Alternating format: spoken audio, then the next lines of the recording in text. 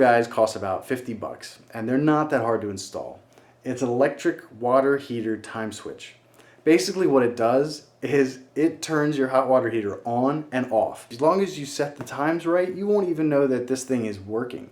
But what it will do is it will save you probably 20% or more on your hot water electricity bills, because it's not gonna, your hot water heater is not gonna be burning energy when you're not here. So what we're gonna do today is I'm gonna show you how to install this thing. The first thing you wanna do when you start this project is, obviously, as with any electrical project, you wanna shut the power off. That way you don't get electrocuted. You're gonna need to find the circuit that's labeled for your water heater and shut it off. The instructions are in 4-color, and they have all the components listed, and it has the wiring diagram in color, full color, very well documented and laid out. Step 1, step 2, step 3, couldn't be easier. Before I put this on the wall, what I'm going to do is I'm basically going to, it might be hard to get the lighting so you can actually see it well, but what I'm going to do is I'm basically going to show you the steps that you're going to take, and then we'll actually do it on the wall. But basically what's going to happen is you're going to have a wire that goes from the breaker box to the hot water heater, and you're going to cut it. So once you cut the line in half, you now need to expose the wires. So this one's going to go in this side, and this one's going to go in this side. But before you stick it into the box, you might as well strip a little wire off of it. Strip. And then you tighten these nuts, maybe these screws, and it bites down on the wire, keeps it firmly in place so it can't possibly move around. Then the rest of the wiring is set up right here in this diagram, and it shows you exactly what you need to do with these little jumper cables that it gives you. But they slide in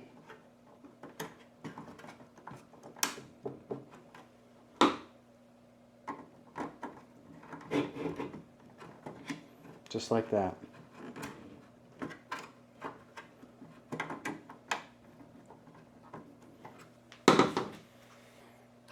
And one goes in there, and one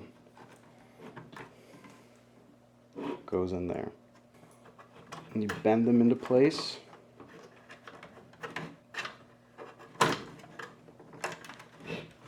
And then I will screw them into those little things like we did last time.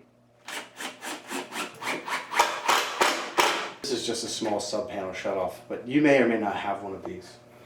Now, my main concern here is just that I have enough wire, and it doesn't really look like I do. So if you run into this problem, it's not a big deal. There's 2 lines here and here. One's black, one's white, and basically just put the black to the black and the white to the red, or if yours is wired differently, just put wherever your black went in, put that to the black one. Wherever your white came out, put that to the white one. It's about that simple. I'm convinced this is long enough, so I'm going to cut this here. I put the wire through the hole in the box, and I pull the wire out of the box.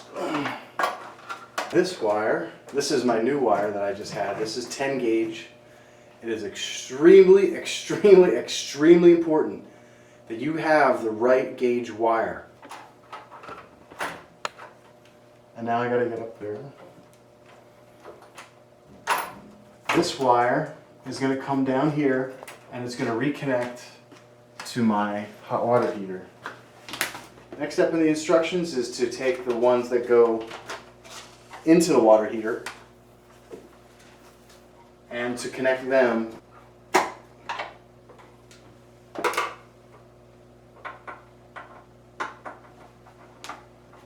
tighten it up.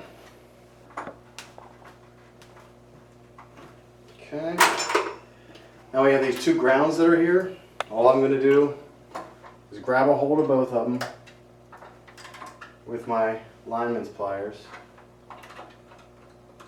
Get a good hold of them, twist them together, and then just make sure when you push this in that they don't get, that the grounds don't touch any of the terminals. Like that.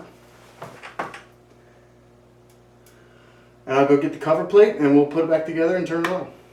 If you're sick and tired of spending too much money on your energy bills, stop by my website at howtohomeinsulation.com. You'll find the videos and information you need to start saving money on your energy bills right now. My name's Corey Binford. Thanks for watching.